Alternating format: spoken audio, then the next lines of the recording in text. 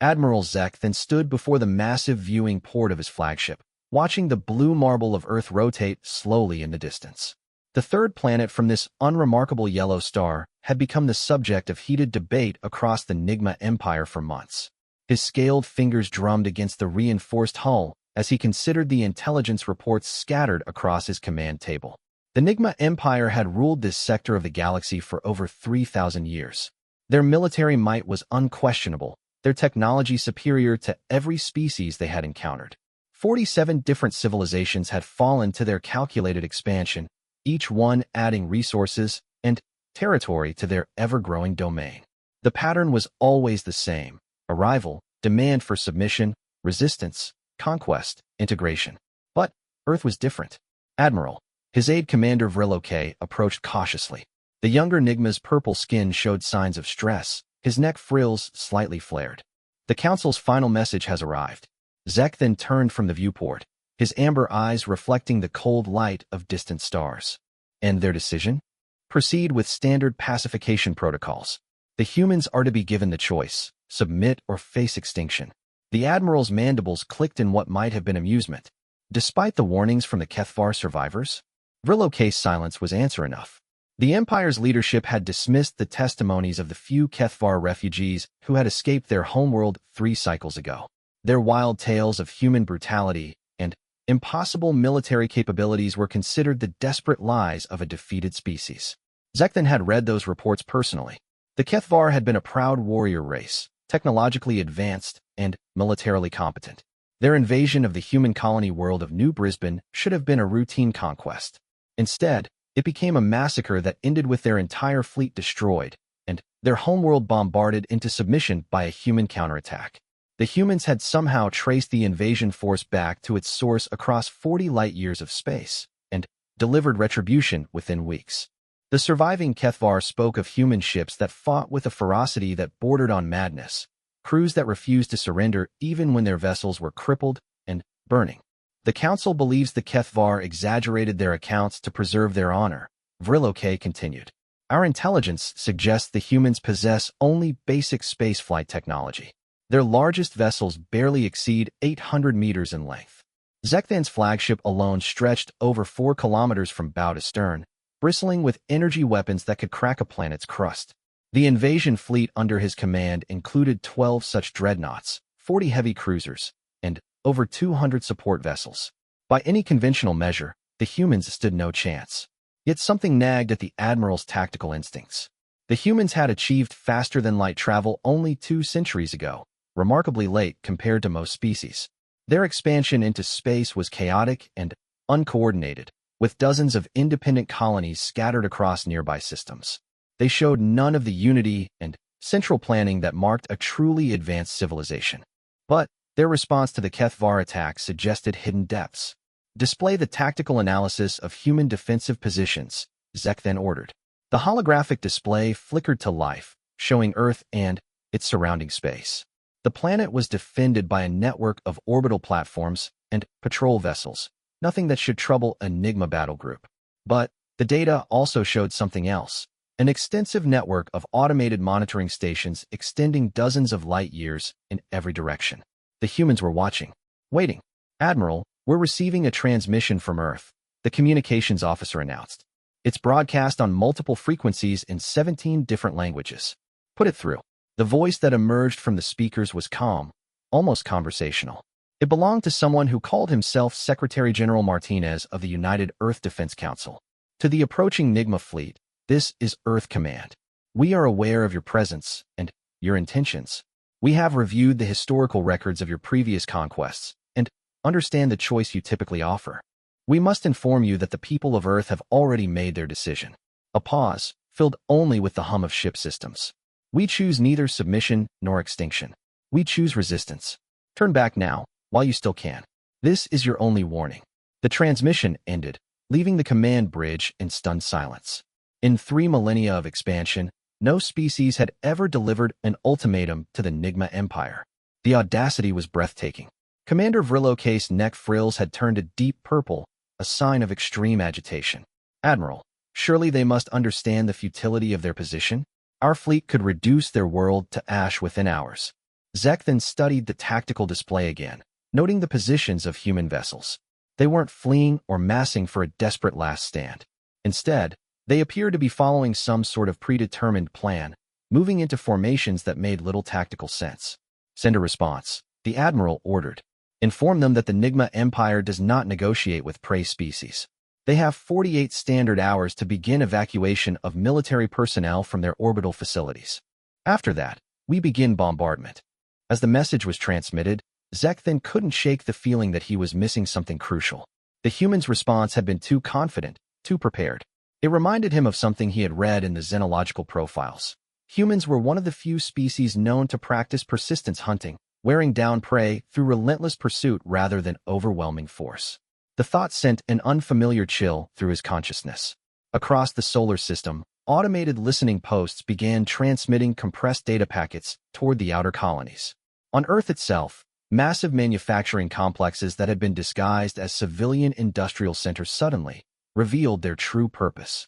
Assembly lines that supposedly produced consumer goods began rolling out weapons systems that had never appeared in any intelligence report. In the asteroid belt, mining operations that had been dismissed as economically inefficient suddenly made perfect sense when viewed as military installations. The humans had spent 2 centuries preparing for this moment, learning from every conflict, every defeat, every victory. They had studied the Nigma Empire's tactics through captured Kethvar databases. They knew exactly what was coming. More importantly, they had prepared a response that would forever change the balance of power in this sector of the galaxy. As the 48-hour deadline approached, Admiral Zek then found himself reviewing the human transmission again and again. There was something in Secretary General Martinez's tone that bothered him. Not desperation or bravado, but something far more dangerous. Certainty. The humans sounded like they knew something the Nigma Empire didn't. In his 3 decades of military service, Zek then had learned to trust such instincts. But his orders were clear, and the Empire's reputation demanded that any challenge be met with overwhelming force. He would follow his orders.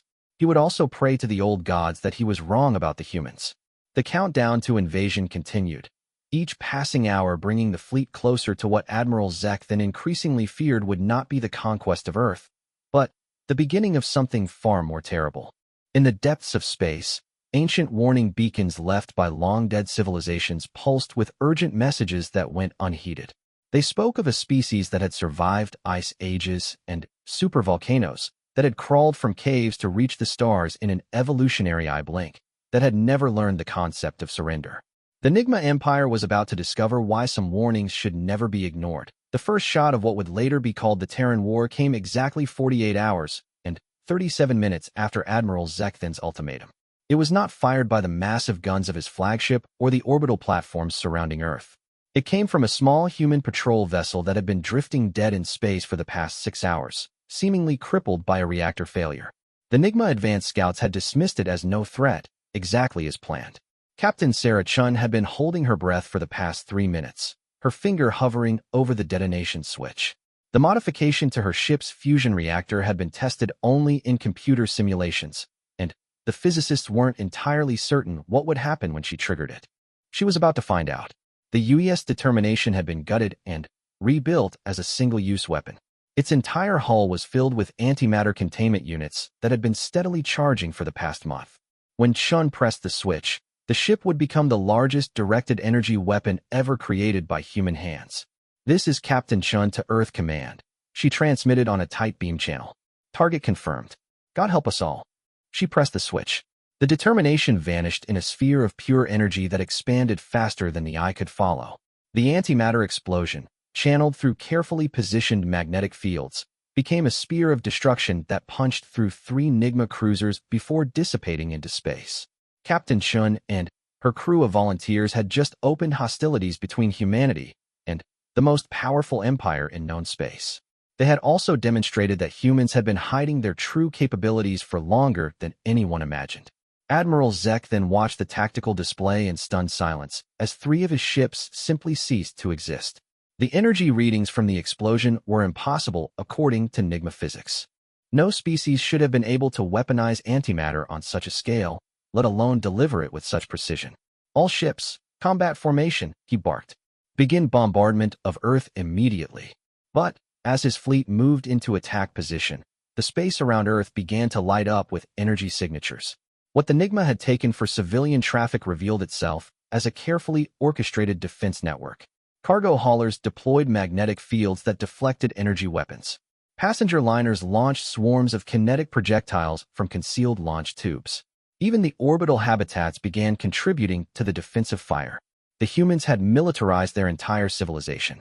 Commander Vrilo K was frantically coordinating damage reports when the second wave of human attacks began. This time, it came from the asteroid belt, where mining stations that had been operating for decades suddenly revealed their true purpose. The asteroids themselves became weapons. Massive chunks of rock and metal, accelerated by fusion drives to significant fractions of light speed, began streaking toward the Nigma fleet. Each one carried enough kinetic energy to crack a moon, and there were dozens of them. Impossible, Vrilo K gasped. The energy requirements alone, they would need the entire output of their star to accelerate so much mass. Admiral Zek then was beginning to understand. The humans hadn't just hidden military technology. They had hidden an entire military-industrial complex that dwarfed anything the Nigma Empire had encountered. Those inefficient mining operations had been mass drivers all along, using the asteroid belt as ammunition. The first kinetic projectile struck the heavy cruiser dominance of worlds amidships. The ship's shields flared and died, overwhelmed by the sheer mass of the incoming object. The cruiser folded in half like a broken toy, its reactor going critical in a flash of blue-white light. More asteroids followed, and Zek then realized with growing horror that the humans had turned their entire solar system into a fortress. Every piece of infrastructure served a dual purpose. Every civilian installation was also a weapons platform. "Admiral," the sensor operator called out. Multiple FTL signatures detected. Ships approaching from the outer colonies. The tactical display updated to show new contacts dropping out of hyperspace throughout the system. These were not the small patrol vessels that had been defending Earth, but something far larger and more sophisticated. The human reinforcements had arrived. The ships that emerged from FTL were unlike anything in the Nigma database. They were sleek, predatory designs that moved with an almost organic fluidity. Their hulls were dark, seeming to absorb light rather than reflect it, and they bristled with weapon systems that hummed with barely contained energy. Admiral Zek then had spent his career studying military technology. He recognized innovation when he saw it. These ships represented decades of focused development, building upon lessons learned from conflicts across human space. The humans had been preparing for this war since their first contact with alien species. The lead human vessel opened communications. The voice that emerged was crisp, professional, and utterly without fear. "Nigma Fleet, this is Admiral Catherine Morrison of the Terran Defense Force. You have committed an act of unprovoked aggression against Earth and her colonies. By the authority vested in me by the United Earth Defense Council, I am ordering your immediate withdrawal from this system." Zekthan's mandibles clicked in what might have been laughter. "Admiral Morrison, you are outnumbered 3-1. Your pathetic species stands no chance against the might of the Nigma Empire." The response came immediately, and Zekthan would remember the tone for the rest of his life. There was no anger, no bravado, just the calm certainty of someone stating an obvious fact. "Admiral, you seem to be operating under several misconceptions. First, you are not outnumbered. Second, this is not your empire anymore. And third, we are not pathetic." Before Zekthan could respond, every human ship in the system opened fire simultaneously. The attack was unlike anything the Nigma had ever experienced. Instead of the chaotic exchange of fire typical in space combat, the human assault was perfectly coordinated. Every shot was calculated, every target prioritized, every movement part of a larger tactical symphony. The humans fought like a single organism, each ship part of a vast neural network that adapted and responded faster than any individual commander could react. Their weapons were exotic, drawing on technologies that shouldn't have been possible with their supposed level of development. Plasma lances that could maintain coherence across impossible distances. Gravitational manipulation devices that crushed ships from within. Quantum torpedoes that phased through shields as if they didn't exist. But it was the humans themselves that truly terrified Admiral Zekthan. Every species the Nigma Empire had conquered fought to preserve their lives. They retreated when overwhelmed, surrendered when faced with certain death, negotiated when offered terms. The humans did none of these things. When a human ship's shields failed, the crew rammed it into the nearest Nigma vessel. When a weapons system was damaged, they reconfigured it into something even more dangerous. When faced with impossible odds, they simply found a way to make the odds irrelevant. Zek then watched a human frigate, its hull breached and atmosphere venting, use its last moments to position itself between a Nigma dreadnought's main gun and a damaged Earth orbital platform.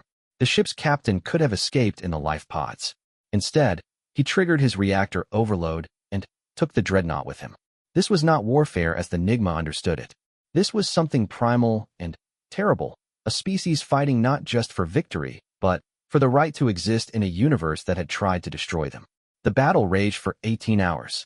By the end, Admiral Zekthan's mighty invasion fleet had been reduced to scattered survivors fleeing into hyperspace. Of the 200 ships that had entered the Sol system, fewer than 30 escaped. The humans had not just won. They had demonstrated a level of military capability that redefined the balance of power in the galaxy. As his damaged flagship limped away from Earth, Admiral Zekthan finally understood what the Kethvar survivors had been trying to tell them. Humanity was not just another species to be conquered. They were something unprecedented, a race that had evolved in a universe actively trying to kill them, and had responded by becoming the most dangerous predators the galaxy had ever seen. The Nigma Empire had ruled through fear for 3,000 years.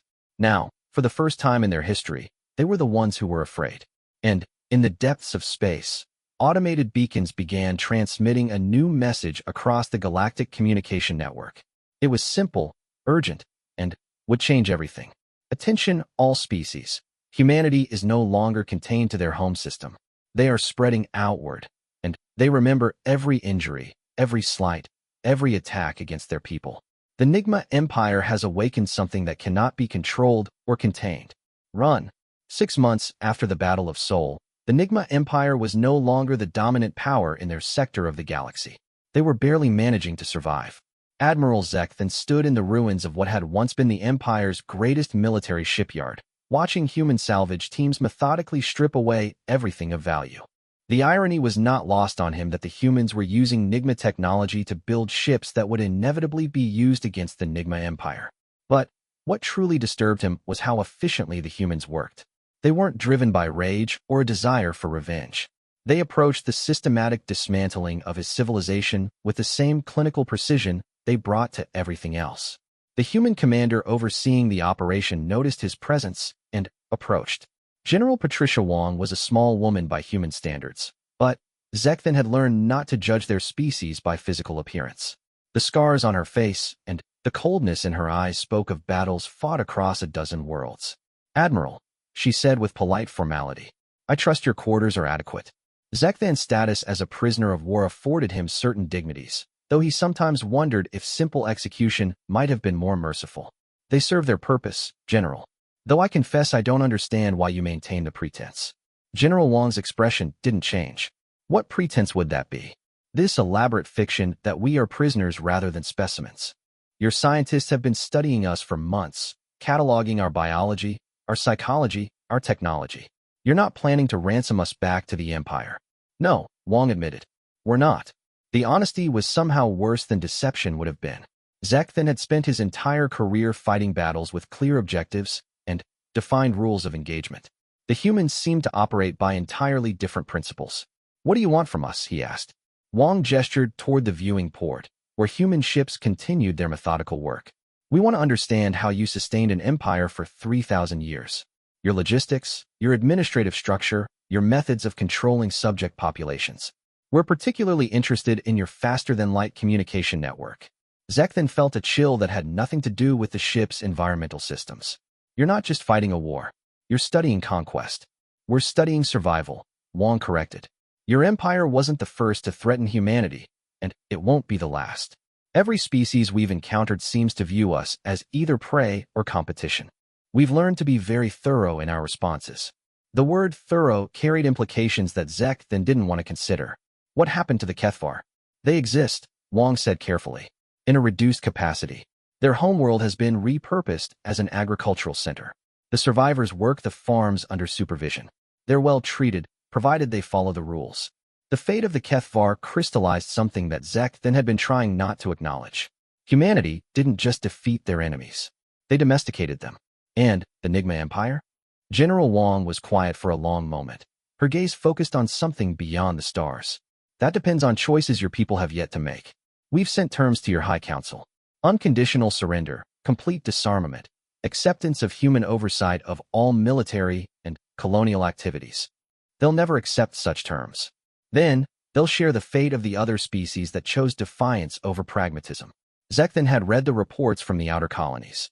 Human fleets had appeared in dozens of systems, striking with surgical precision at military installations while leaving civilian populations largely untouched. The message was clear. Resistance was futile, but cooperation would be rewarded. Some species had accepted human terms immediately. Others had chosen to fight. The hegemony of Voss had been the most recent to make the wrong choice. Their empire had spanned 40 systems and commanded fleets that had never known defeat. When human emissaries arrived with terms of surrender, the Voss leadership had responded by executing the diplomatic envoys. 3 weeks later, the hegemony of Voss ceased to exist as a political entity. Not destroyed, but absorbed so completely that their former territory was already being referred to as the Terran Administrative Zone Voss. Your species fights wars like a natural force, Zekthon observed. Inevitable. Unstoppable. Without mercy or malice. Wang nodded. We learned a long time ago that mercy is often mistaken for weakness. And weakness invites aggression. We prefer to be clear in our communications. The sound of incoming ships drew their attention to the tactical display. A small fleet was approaching under human escort, representatives from various species that had already accepted incorporation into what was being called the Terran Cooperative. Zekthon recognized some of the ship designs. The Zeta Syndicate had been a minor trading empire, hardly worth the Empire's attention.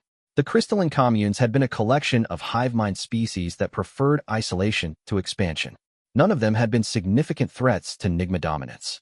Now they flew under human command, their ships bearing the mark of the Terran Defense Force. How many? Zekthon asked. 47 species have joined the cooperative voluntarily, Wang replied. 12 others have been convinced to participate. Your empire was number 60. 60 species.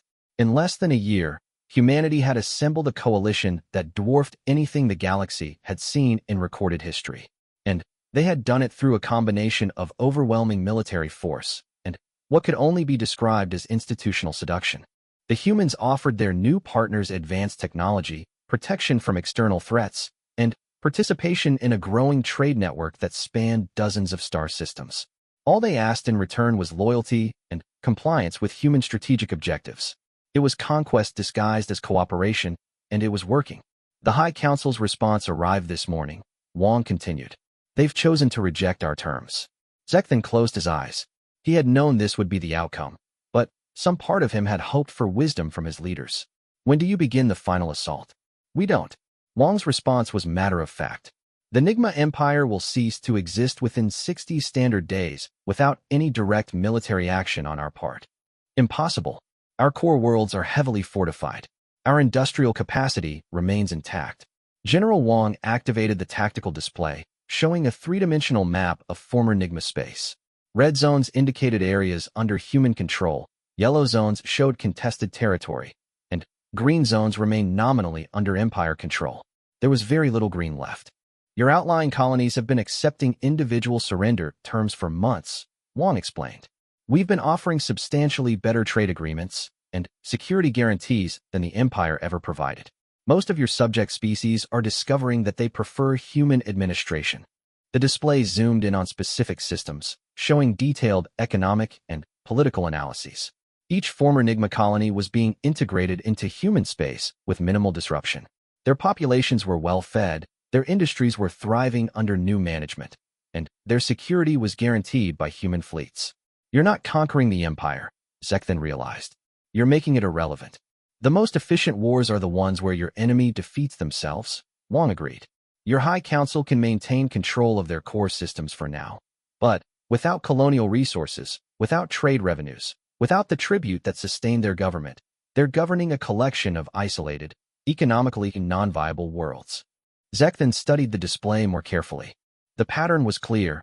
Humanity had identified the pressure points that held the Empire together and systematically eliminated them.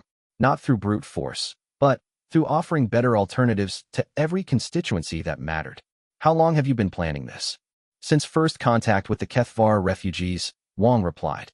We spent 2 years analyzing their data on imperial structure, identifying weaknesses, developing strategies. When your fleet arrived at Earth, we were ready. The admission was stunning in its implications. Humanity had been preparing for war with the Nigma Empire before most humans had even heard of the Nigma Empire. They had studied their enemy, anticipated their moves, and prepared responses that went far beyond simple military victory. What happens to us now? Zekhan asked. General Wang's expression softened slightly, the first sign of genuine emotion he had seen from her. That's up to your people. Those who want to integrate into human space are welcome. We can always use experienced administrators and starship crews. Those who prefer isolation can return to the core worlds and build whatever sort of society they choose. And if we choose to rebuild, to seek revenge. Wang's smile was cold and utterly without humor. Admiral, you've seen what we did to an empire of 60 species. Do you really want to find out what we do to terrorists? The threat was delivered in the same conversational tone she might use to discuss dinner plans, but it carried the weight of absolute certainty. Humanity had demonstrated their capacity for both creation and destruction, the choice of which they employed was entirely dependent on the actions of others. As Zekhan contemplated his species' future, alarms began sounding throughout the salvage operation.